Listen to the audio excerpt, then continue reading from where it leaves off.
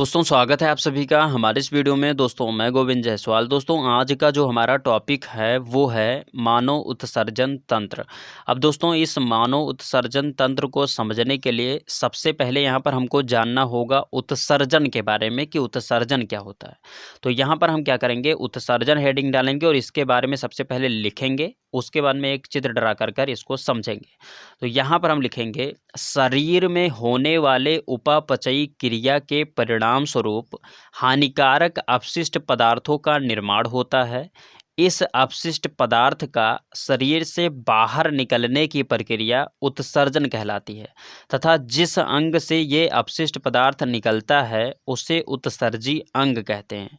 यानी कि कहने का मतलब क्या हुआ कि जैसे मनुष्य है, मनुष्य भोजन करता है, साथ में कोई तरल पदार्थ पीता है या फिर उसको ऑक्सीजन की आवश्यकता होती है तो वो वायुमंडल से गैसों को खींचता है अपने अंदर। तो इसमें क्या होता है कि जैसे वो वायुमंडल से गैस को खींचा तो उसमें केवल और केवल ऑक्सीजन गैस नहीं जाती, बहुत सारे अन्य गैस भी चले जाते हैं हमारे शरीर में। साथ में जब हम भोजन करते हैं तो भोजन में हम जब भोजन ग्रहण करते हैं तो उसमें कुछ हानिकारक पदार्थ भी होते हैं और लाभदायक भी पदार्थ भी होते हैं। तो यहाँ पर जो लाभदायक पदार्थ होते हैं उनका यूज हमारा शरीर कर लेता है, साथ में जो हानिकारक पदार्थ होते हैं वो बच जाते हैं। और कुछ ऐसे पदार्थ अगर हैं जो आपके पाचन क्रिया में पचित नहीं हुए तो इन अपशिष्ट पदार्थ का आपके शरीर से निकलना आवश्यक होता है। तो यहाँ पर क्या होता है कि ये जो हमारे अपशिष्ट पदार्थ हैं, जैसे चाहे वो तरल पदार्थ में हो या फिर हमारा जो अनायास का जो कार्बन डाइऑक्साइड गैस हो गया या फिर अन्य कोई गैस हो गया जिसकी आवश्यकता हमारे शरीर को नहीं है, या फिर अपचित भोजन हो गया, इन सब सारी चीज़ों का हमारे शरीर से बाहर निकलने की प्रक्रिया ही उत्सर्जन कहलाती है। और साथ में जिस अंग से ये जो हमारा अपशिष्ट पदार्थ है ये निकलता है उस अंग को हम बोलते हैं उत्सर्जी अंग। अब यहाँ पर अगर हम उत्सर्जी अंगों के बारे में बात करें तो जैसे हमारा गुदा हो गया, फेफड़ा हो गया, त्वचा हो गया, मूत्र मार्ग हो गया, ये सब हमारे उत्सर्जी अंग हैं। अब अगर हम गुदा की बात करें तो जैसे जो हम भोजन किए उसमें जो हमारा अपचित भोजन है या फिर हानिकारक पदार्थ जो हमारे भोजन में चले गए थे वो सारे जो पदार्थ हैं वो हमारे गुदा द्वारा यहाँ पर बाहर निकल जाते हैं। यहीं पर अगर हम फेफड़े की बात करें तो जो हम सांस लेने के दौरान जो हम अन्य गैसों को खींच लिए थे या फिर जो हमारे शरीर में कार्बन डाइऑक्साइड गैस की जो मात्रा थी वो इन सब से चार सारी गैसों को ये जो हमारा फेफड़ा होता है ये बाहर कर देता है नाक के द्वारा। यहीं पर ये जो हमारा फेफड़ा होता है ये प्रेशर बनाकर जो हमारे शरीर में बलगम होता है उसको भी हमारे नाक या मुंह द्वारा निकाल देता है। साथ में अगर हम त्वचा की बात करें तो त्वचा जो होता है, त्वचा के माध्यम से हमारा पसीना निकलता है, पसीने में नमक की मात्रा या फिर यूरिया की मात्रा, इन सब सारी चीज़ों की मात्रा जो होती है ये त्वचा से निकल जाती है। ठीक इसी प्रकार से जो हमारा मूत्र मार्ग होता है, मूत्र मार्ग में जो हमारे तरल पदार्थ होते हैं उसमें जो मिले हुए अपशिष्ट पदार्थ होते हैं जैसे यूरिया हो गया, अमोनिया हो गया, ये सारे चीज़ हमारे मूत्र मार्ग द्वारा निकल जाते हैं। तो यहाँ पर सबसे पहला हमने गुदा बताया, तो गुदा द्वार के बारे में हम इसके पहले पाचन की क्रिया में आप सभी को समझा चुके हैं। फेफड़े के बारे में अभी जस्ट इसके 2 वीडियो पहले ही हम आप सभी को बता चुके हैं।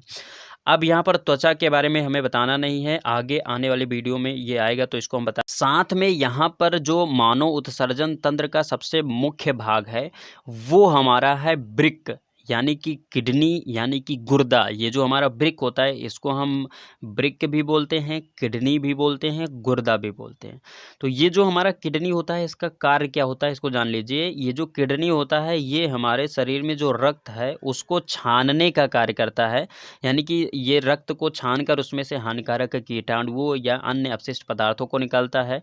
साथ में मूत्र के निर्माण में भी ये कार्य करता है। तो यहाँ पर हम हेडिंग डालेंगे वृक्क और उसके बाद में सबसे पहले इसके बारे में लिखेंगे, उसके बाद में एक चित्र ड्रा करेंगे और उस चित्र के माध्यम से इस चीज़ को समझेंगे। तो यहाँ पर हम लिखेंगे मनुष्यों में एक जोड़ी वृक्क किडनी पाई जाती है। यह उदर गुहा डायाफ्राम के नीचे पतली पेरिटोनियम झिल्ली द्वारा कशेरुक दंड के दोनों ओर सतह पर लगा होता है। इसका मुख्य कार्य खून को शुद्ध करना तथा पेशाब बनाकर यूरिया तथा अमोनिया को शरीर से बाहर निकालना होता है। तो ये हमारा हो गया वृक्क। अब हम यहाँ पर एक पूरे वृक्क यानी किडनी का पूरा एक चित्र ड्रा करते हैं। तो ये रहा हमारा एक चित्र, और इस चित्र के माध्यम से अब हम सारी चीज़ों को समझते हैं। दोस्तों, ये जो हमारा वृक्क होता है, ये जो हमारा डायाफ्राम है, यानी कि जो अभी हमने हृदय के बारे में यहाँ पर बताया, हृदय के जस्ट नीचे डायाफ्राम होता है, और इस डायाफ्राम के नीचे ही ये जो हमारा वृक्क यानी कि किडनी होता है, ये यहाँ पर उपस्थित होता है। अब हमारे जो शरीर है, उस शरीर से रक्त इसमें आता है, और यहीं पर ये जो हमारा किडनी होता है, ये इसको छान डालता है, और छान कर अशुद्ध जो पदार्थ उसमें निकलते हैं, उसको यहाँ पर ये मूत्राशय में भेज देता है, मूत्र बनाकर, और साथ में जो शुद्ध रक्त हो जाता है, उसको यहाँ पर महाशिरा द्वारा फिर यहाँ पर हमारे हृदय में पहुँचा देता है। तो ये कार्य हमारा ये जो किडनी होता है, ये करता है। अब यहाँ पर हम बात करते हैं वृक्क की बाह्य संरचना के बारे में, यानी कि ये जो हमारी किडनी है, इस किडनी के सबसे पहले हम बाह्य संरचना के बारे में बात करते हैं, और इस चीज़ को सबसे पहले हम लिखेंगे, उसके बाद में एक चित्र ड्रा करेंगे, और उसी चित्र के माध्यम से इस चीज़ को समझेंगे भी। तो यहाँ पर हम लिखेंगे, यह सेम के बीज के आकार का भूरे लाल रंग का अंग होता है, जो लगभग 10 सेंटीमीटर लंबा, 2 से 5 सेंटीमीटर मोटा तथा 5 से 6 सेंटीमीटर चौड़ा होता है। स्त्रियों में वृक्क का भार 110 से 150 ग्राम तथा पुरुषों में 130 से 160 ग्राम होता है। मनुष्य में दायां वृक्क बाएं वृक्क की अपेक्षा कुछ पीछे तथा नीचे की ओर होता है। वृक्क का बाहरी किनारा उभरा हुआ तथा भीतरी किनारा धंसा हुआ होता है। धंसे हुए तल के कारण जो गर्त बनता है, उसे हम हाइलम या हाइलस बोलते हैं। यही से मूत्र नलिका निकलकर नीचे एक थैलीनुमा संरचना से जुड़ी होती है, जिसे मूत्राशय कहते हैं। दोनों वृक्क का संबंध धमनी से होता है, जिससे उसे रक्त मिलता रहता है, और वृक्क में रक्त छनकर शुद्ध होता है और फिर महाशिरा में चला जाता है। तो ये हमारा हो गया वृक्क की बाहरी संरचना। अब हम यहाँ पर एक चित्र ड्रा करते हैं। तो ये रहा हमारा पूरा वृक्क का चित्र। अब हम इस चित्र में एक एक पार्ट के बारे में, दोस्तों, ये जो हमारा वृक्क होता है, यानी ये जो हमारी किडनी होती है, ये दोनों किडनी हमारे सेम के बीज के समान होती है, और साथ में ये जो हमारी किडनी है, ये 10 सेंटीमीटर लंबी, 2 से 5 सेंटीमीटर मोटी और 5 से 6 सेंटीमीटर चौड़ी होती है। और एक रोचक जानकारी मैं आप सभी को देना चाहूँगा कि यहाँ पर जो स्त्रियों की किडनी होती है, वो पुरुषों की किडनी की अपेक्षा कम भारी होती है। यानी कि जो स्त्रियों के वृक्क का जो भार होता है, वो लगभग 110 से 150 ग्राम होता है, लेकिन यहीं पर जो पुरुषों का जो किडनी होता है, वो 130 से 160 ग्राम का होता है।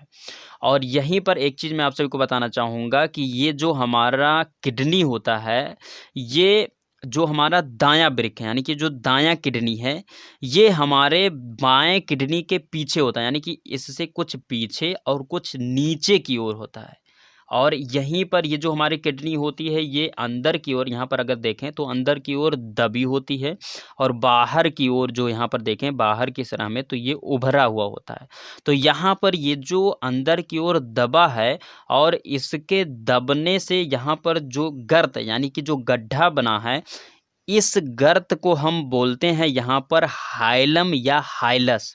ये जो हमारा गर्त यानी गड्ढा बना है दबने के कारण, इस गर्त को, इस गड्ढे को हम बोलते हैं हाइलम या हाइलस।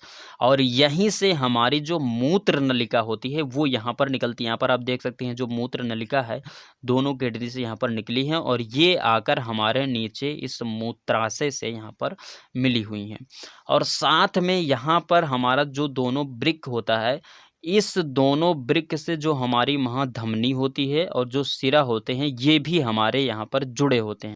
अब ये जो हमारी धमनी होती है, इस धमनी से हमारा रक्त जो हमारे शरीर में है वो यहाँ पर इस वृक्क में पहुँचता है, और जब ये वृक्क में पहुँचता है तो ये छनकर साफ होता है, शुद्ध होता है, और उसके बाद में ये जो हमारी शिरा है, इस शिरा के माध्यम से ये जो हमारा शुद्ध रक्त होता है वो हमारे हृदय में पहुँच जाता है।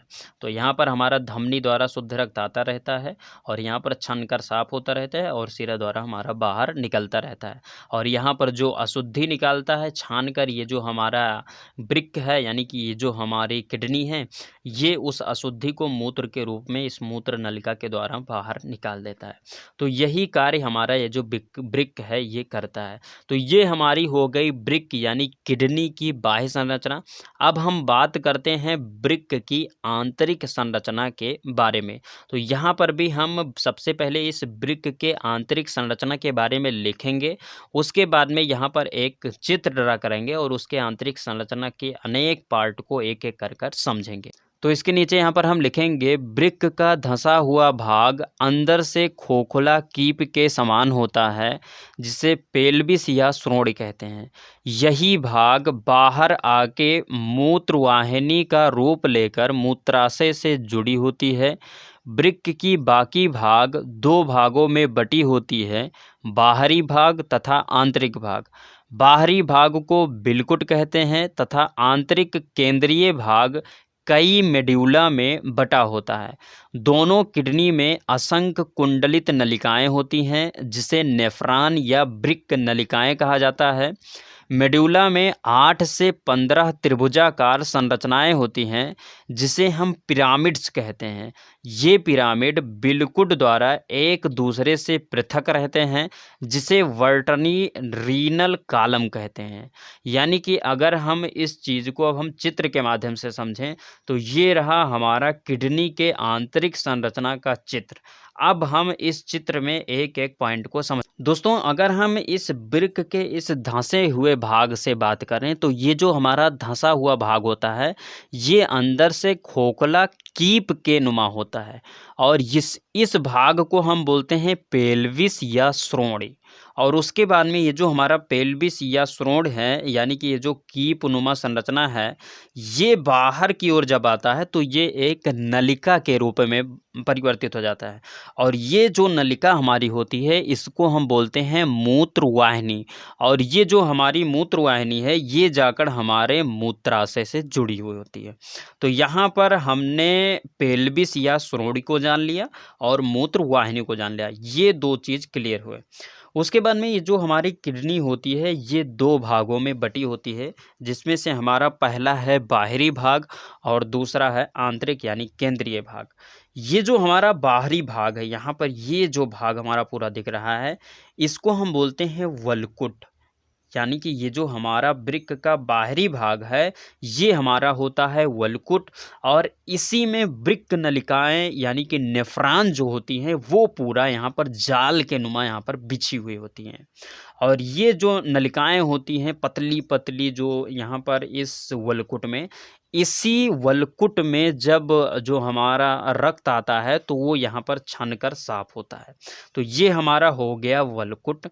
अब इसके बाद में क्या होता है कि ये जो हमारा अंदर का भाग है, यहाँ पर अगर आप देखें तो ये जो हमारा पूरा भाग है और यहाँ पर ये आपको दिखाई दे रहा है त्रिभुजाकार आकार, ये जो पूरा हमारा पार्ट होता है ये हमारा कहलाता है मेड्यूला।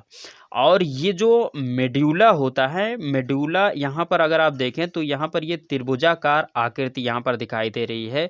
तो ये जो हमारे कहलाते हैं, जो त्रिभुजाकार आकृति है ये हमारी कहलाती है मेडुला पिरामिड। और ये जो मेडुला पिरामिड होता है ये बनता है क्यों? क्योंकि ये जो हमारा बाहरी भाग यानी कि ये जो बिलकुट है, बिलकुट अंदर की ओर यहाँ पर धंसा हुआ होता है। यहाँ पर अगर आप देख ले तो ये अंगुली नुमा संरचना दिख रहा है, फिर ये अंगुली नुमा संरचना दिख रहा है, फिर ये अंगुली नुमा संरचना दिख रहा है। तो ये क्या करता है कि ये जो हमारा मेडुला है इस मेडुला को त्रिभुजाकार आकृति में बदल देता है, यानी कि इसका जो शेप कर देता है वो त्रिभुजाकार कर देता है। तो ये जो हमारा त्रिभुजाकार आकृति होती है ये हमारी कहलाती है मेडुला पिरामिड। उसके बाद में ये जो हमारा मेडुला है, यानी कि यहाँ पर ये जो हमारा मेडुला पिरामिड और ये पूरा मेडुला है, इसके बीच के भाग की बात करें तो यहाँ पर ये जो पूरा भाग हमारा होता है, ये हमारा कहलाता है कैलिक्स।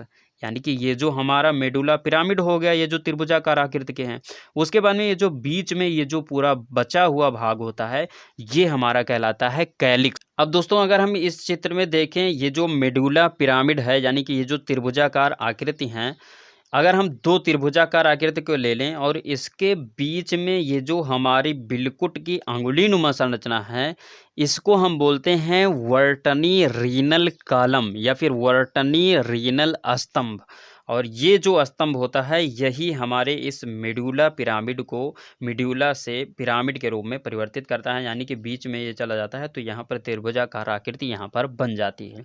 तो ये हमारा हो गया ब्रिक यानी किडनी की आंतरिक संरचना।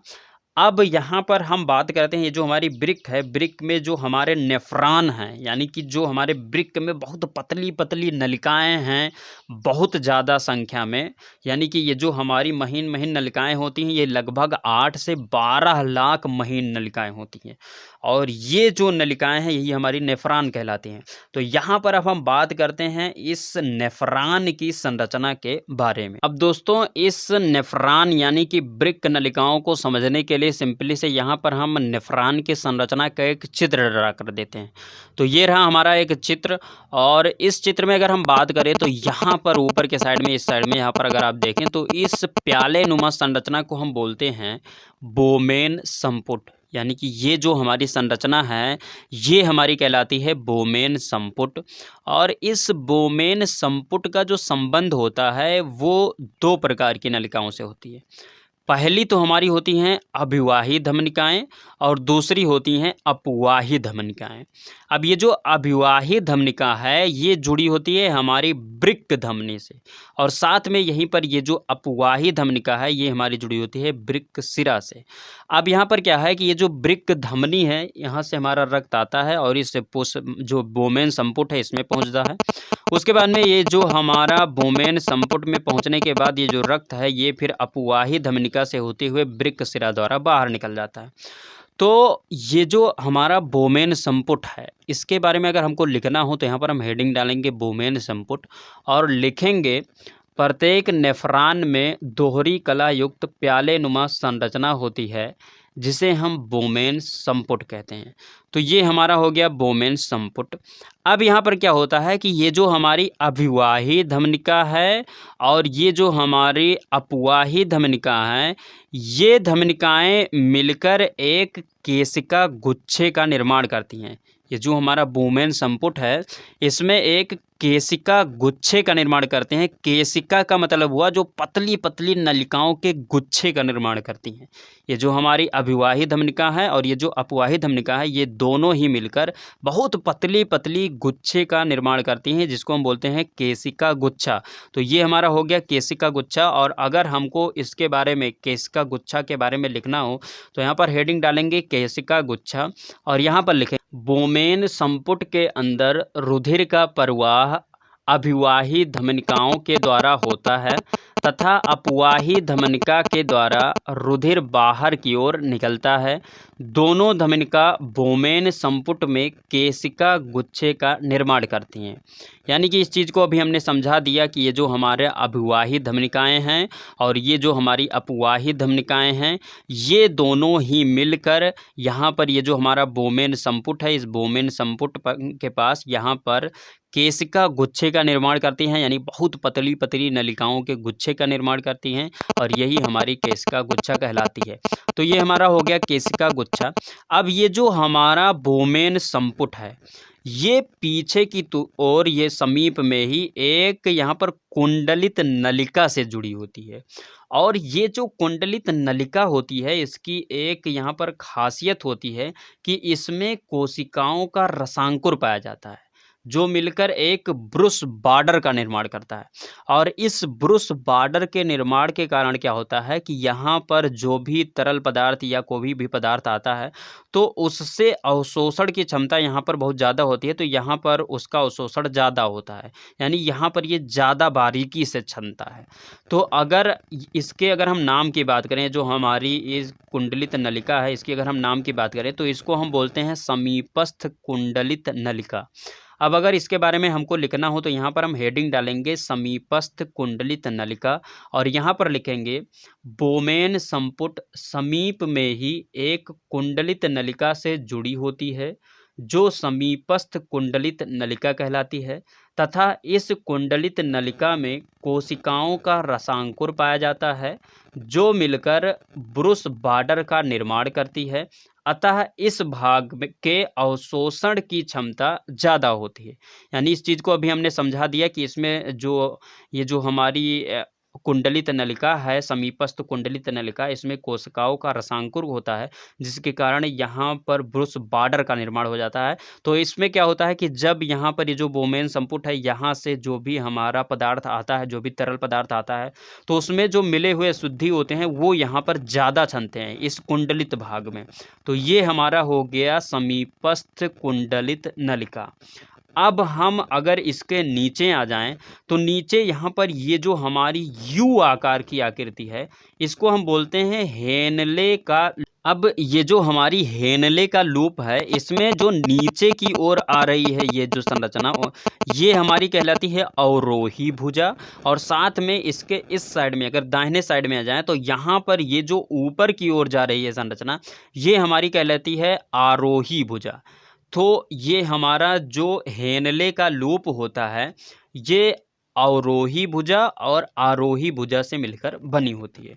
अब अगर इस हमें हेनले के लूप के बारे में लिखना हो तो यहाँ पर हम हेडिंग डालेंगे हेनले लूप, और उसके बाद में लिखेंगे समीपस्थ कुंडलित नलिका नीचे जाकर यू आकार की आकृति बनाती हुई घूमी हुई होती है, इसे हेनले लूप कहा जाता है। इसमें नीचे की ओर जाने वाली नलिका को अवरोही नलिका तथा ऊपर की ओर जाने वाली नलिका को आरोही नलिका कहा जाता है। हेनले लूप वृक्क के मेड्यूला में स्थित होती है।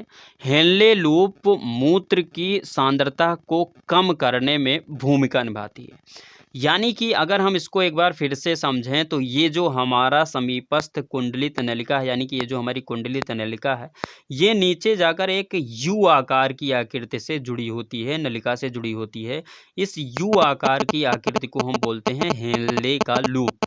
और इसमें जो नीचे की ओर आ रही नलिका है, इसको हम बोलते हैं अवरोही भुजा, और जो ऊपर की ओर जाने वाली भुजा है उसको हम बोलते हैं आरोही भुजा। और ये जो हमारा हेनले का लूप है, ये हमारे मेड्यूला में पाई जाती है, यानी कि जो हमारा वृक्क होता है, किडनी होता है, उस किडनी के केंद्रीय भाग में पाई जाती है, मध्य भाग में पाई जाती है।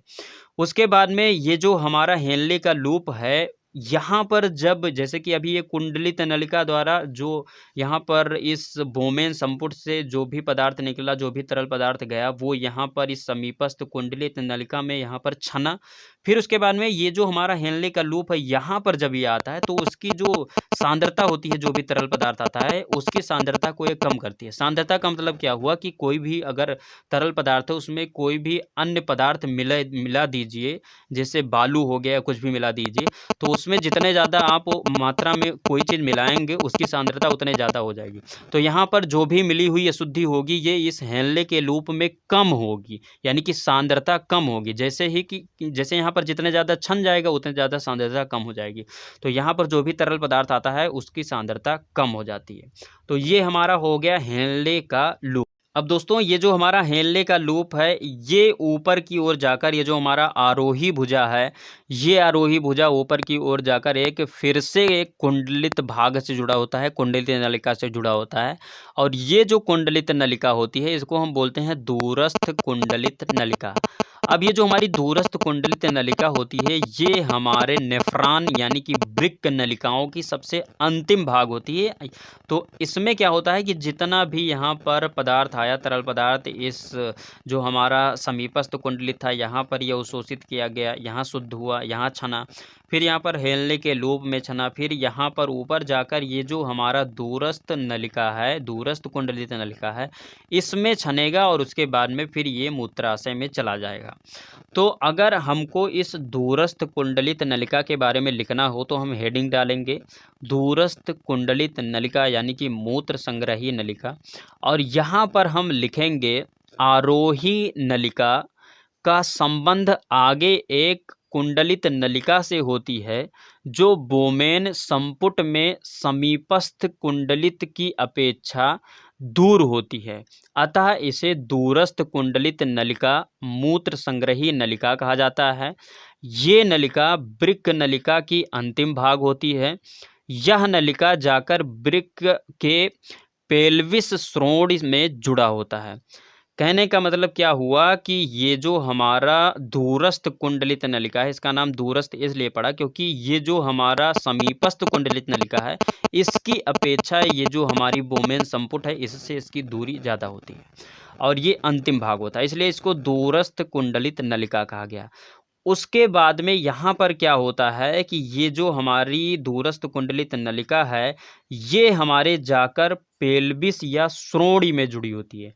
पेल्विस या श्रोणि, ये जो हमारा ये चित्र है यानी कि ये जो हमारा वृक्क का चित्र है, इसमें हमने बताया था कि यहाँ पर जो कीप नुमा संरचना होती है खोखली सी, इसको हम बोलते हैं श्रोणि या पेल्विस। तो यही हमारी है श्रोणि या पेल्विस, और ये हमारे वृक्क की अंतिम भाग होती है। यही जाकर हमारी मूत्र वाहिनियों के रूप में परिवर्तित होकर जाकर मूत्राशय से जुड़ी होती है। तो यहीं पर ये जो हमारी दूरस्थ कुंडलित नलिका होती है, ये आकर जुड़ी होती है और उसके बाद में इस मूत्र नलिका द्वारा ये मूत्र जो है वो हमारे मूत्राशय में पहुँच जाता है। तो कुछ इस प्रकार से ये जो हमारा नेफ्रॉन की संरचना होती है यानी कि वृक्क नलिकाओं की संरचना होती है वो होती है। तो ये हमारा हो गया वृक्क नलिकाओं की संरचना यानी नेफ्रॉन की संरचना। अब हम यहाँ पर बात करते हैं वृक्क में मूत्र निर्माण की क्रिया विधि के बारे में, यानी कि किडनी में कैसे मूत्र का निर्माण होता है, इसके बारे में अब हम बात करेंगे। दोस्तों, वृक्क में मूत्र निर्माण की क्रिया विधि 3 स्टेप में कंप्लीट हो रही है, 3 प्रक्रियाओं द्वारा होती है, जिसमें से हमारा पहला प्रक्रिया होता है परानिस्संदन का, दूसरी प्रक्रिया होती है वर्णात्मक या चयनात्मक पुनरावशोषण का, और तीसरी प्रक्रिया जो हमारी होती है वो होती है वाहिकीय श्रावण का। तो सबसे पहले हम पहले पॉइंट पर बात करते हैं यानी पहली प्रक्रिया पर बात करते हैं, और वो प्रक्रिया हमारी है परानिस्संदन। तो दोस्तों, इस चीज़ को समझने से पहले सबसे पहले इसके बारे में लिखेंगे, उसके बाद में चित्र के माध्यम से इसको समझेंगे। तो यहाँ पर हम लिखेंगे अभिवाही धमनिका द्वारा जितना रुधिर केशिका गुच्छ में आता है उतना रुधिर अपवाही धमनिका से नहीं निकल पाता, क्योंकि केशिका गुच्छ की रुधिर कोशिकाओं में रुधिर दाब के कारण रुधिर का तरल छनकर बोमेन संपुट में आ जाता है। इस छने हुए भाग को ग्लोमेरुलर निस्यंदन या नेफ्रिक निस्यंदन कहा जाता है। इसमें यूरिया, यूरिक अम्ल, ग्लूकोज आदि लवण पाए जाते हैं। कहने का मतलब क्या है कि अगर हम इस चीज़ को समझना चाहें तो ये रहा हमारा चित्र, और इस चित्र में हमने आप सभी को पहले ही बता दिया था कि जो हमारा वृक्क होता है यानी जो किडनी होता है, उसमें जो रुधिर आता है वो हमारे अभिवाही धमनिकाओं द्वारा आता है। तो ये जो हमारी अभिवाही धमनिका है, इसके द्वारा जो रुधिर है वो प्रवेश करता है। अब यहाँ पर ये जो अभिवाही धमनिका है और ये जो अपवाही धमनिका है, ये दोनों जो मिलकर ये कोशिका गुच्छ बनाती हैं। इस कोशिका गुच्छ में क्या होता है कि रुधिर दाब यानी कि इसमें जो रुधिर आता है अभिवाही धमनिका द्वारा, इससे रुधिर का प्रेशर आता रहता है। यहाँ पर ये जो कोशिका गुच्छ होती है वो पतली पतली नलिकाएं होती हैं। तो यहाँ पर ये जो रुधिर होता है ये यहाँ पर छन जाता है, और छनने के बाद में जो अपशिष्ट पदार्थ होता है वो हमारा जो बहुत ज़्यादा तरल पदार्थ होता है वो हमारा ये जो बोमेन संपुट है यानी कि जो प्याले नुमा संरचना है इसमें प्रवेश कर जाता है, और बाकी जो रुधिर होता है वो हमारे इस अपवाही धमनिका द्वारा फिर आगे निकल जाता है। अब दोस्तों ये जो बोमेन संपुट है, इसमें जो रुधिर आया, यानी जो रुधिर छनकर आया, जैसे कि जो हमारा केशिका गुच्छ था उससे छनने के बाद में जो तरल पदार्थ हमारे बोमेन संपुट में गया, वो छना हुआ पदार्थ हमारा कहलाता है ग्लोमेरुलर निस्यंदन या फिर नेफ्रिक निस्यंदन। और इस नेफ्रिक निस्यंदन में पाई जाती हैं यूरिया, यूरिक अम्ल, ग्लूकोज, जो कि बहुत हानिकारक पदार्थ होते हैं। अब क्या होता है कि ये जो हमारा परानिस्यंदन की क्रिया थी, इसके अंतर्गत बस इतने कार्य होते हैं। अब हम अपने दूसरी प्रक्रिया पर चलेंगे, यानी दूसरे पॉइंट पर चलेंगे। दूसरा पॉइंट हमारा था वर्णनात्मक या चयनात्मक पुनरावशोषण। तो इसके बारे में भी हम सबसे पहले लिखेंगे, उसके बाद में चित्र के माध्यम से इस चीज़ को समझेंगे भी। तो यहाँ पर हम लिखेंगे वृक्क के परानिस्यंदन के द्वारा प्रतिदिन 150 से 180 लीटर नेफ्रिक निस्यंदन प्राप्त होता है, जिससे केवल 1.5 लीटर ही मूत्र का निर्माण होता है। शेष भाग हेनले लूप में ही पुनः अवशोषित हो जाता है। जल के पुनरावशोषण का नियंत्रण एडीपी एंटी डाइयूरेटिक हार्मोन द्वारा होता है। अतः इस क्रिया में महत्वपूर्ण तत्व ग्लूकोज, विटामिन, अमीनो अम्ल आदि पुनः रुधिर में पहुंचा दिए जाते हैं। यानी कि कहने का मतलब क्या हुआ कि जैसे ये जो हमारा परानिस्यंदन की क्रिया थी, इसमें क्या हुआ था कि इस परानिस्यंदन की क्रिया द्वारा प्रतिदिन 24 घंटे में अगर बात की जाए तो 150 से 180 लीटर नेफ्रिक निस्यंदन प्राप्त होता है। यानी कि जो बोमेन संपुट में जो तरल पदार्थ छनकर जाता है वो जाता है। अब यहाँ पर बात उठता है कि 150 से 180 लीटर तो हमारे अंदर खून है ही नहीं, तो यहाँ पर इतना कैसे आ जाए। दोस्तों क्या होता है कि ये क्रिया, जैसे हमारे अंदर 5 लीटर 6 लीटर जो भी खून है, तो ये क्रिया लगातार चलती रहती है। तो ये क्रिया लगातार चलती रहती है, वही खून वहाँ पर जाता रहता है, चलती रहती है। तो 24 घंटे में कुल मिलाकर अगर एक स्थान पर चेक किया जाए कि कितना ब्लड गया, तो वो लगभग 150 से 180 लीटर जो नेफ्रिक निस्यंदन होता है, यानी कि जो छना हुआ पदार्थ होता है, वो जाता है।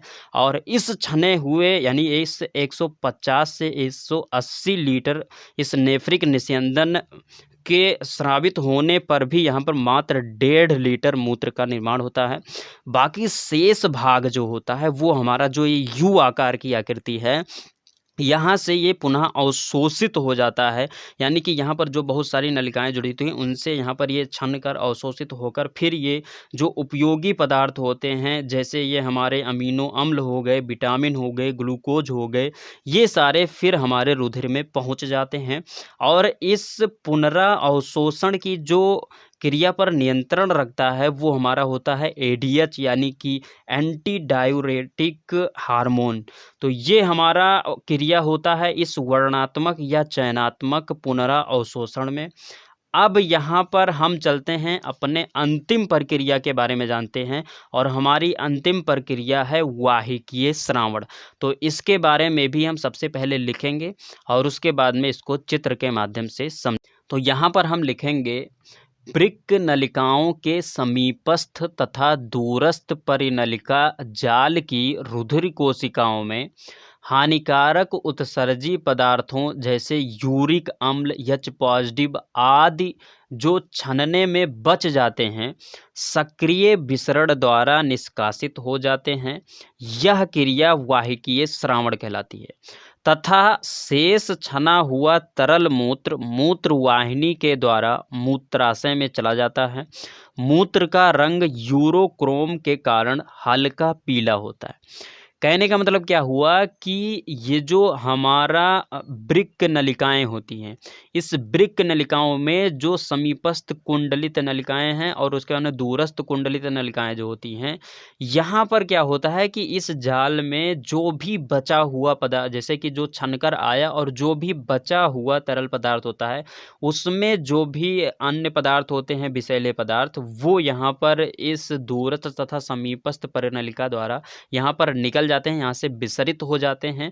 और जो मूत्र होता है वो हमारे मूत्रवाहिनी द्वारा मूत्राशय में चला जाता है। और यहाँ पर आपका 1 नंबर में क्वेश्चन पूछ सकता है कि किसके कारण मूत्र का रंग पीला होता है, तो आप यहाँ पर यूरोक्रोम के बारे में लिख देंगे, यानी यूरोक्रोम के कारण जो मूत्र का रंग होता है वो पीला होता है। तो ये हमारा हो गया वृक्क में मूत्र निर्माण की क्रिया विधि। अब हम बात करते हैं वृक्क के कार्य के बारे में। तो वृक्क के मुख्यतः बहुत सारे कार्य हैं, तो यहाँ पर हम एक एक पॉइंट कर कर इसको बताते हैं। तो अगर हम पहले पॉइंट पर बात करें तो यह हमारे शरीर में उपस्थित यूरिया को तरल रूप में बदल कर निकाल देता है। उसके बाद में दूसरा जो हमारा पॉइंट है वो है, यह रुधिर में उपस्थित विषैले तथा अपशिष्ट पदार्थों को शरीर से लाकर बाहर निकाल देता है। उसके बाद में अगर हम तीसरे पॉइंट पर बात करें तो तीसरा पॉइंट हमारा है, यह हमारे शरीर में उपलब्ध रुधिर को छान कर शुद्ध करने का कार्य करता है। उसके बाद में चौथा यहाँ पर जो कार्य है वो है, वृक्क पोषक पदार्थों के ज़्यादा हो जाने पर भी उसको बाहर निकालता है, जिससे शरीर में पोषक पदार्थों का संतुलन बना रहता है। तो ये हमारा हो गया मानव उत्सर्जन तंत्र, जिसके अंतर्गत यहाँ पर हमने वृक्क के बारे में पढ़ा कि वृक्क क्या होती है। वृक्क की पूरी जानकारी यहाँ पर हम सभी को मिल चुकी है। अब यहाँ पर अगला जो वीडियो हमारा आएगा वो आएगा कृत्रिम वृक्क पर, तो उस वीडियो को ज़रूर देखिएगा। और बाकी ये वीडियो कैसी लगी कमेंट बॉक्स में ज़रूर लिखिएगा, और वीडियो अच्छी लगी तो वीडियो को लाइक कीजिएगा। और दोस्तों यदि आप नए हैं हमारे चैनल पर तो चैनल को सब्सक्राइब कर प्रेस कर लीजिएगा बेल आइकन को, जिससे कि आपको नए वीडियो का अपडेट मिलता रहे। तो दोस्तों बस यहीं पर दीजिए इजाज़त। जय हिंद, वंदे मातरम।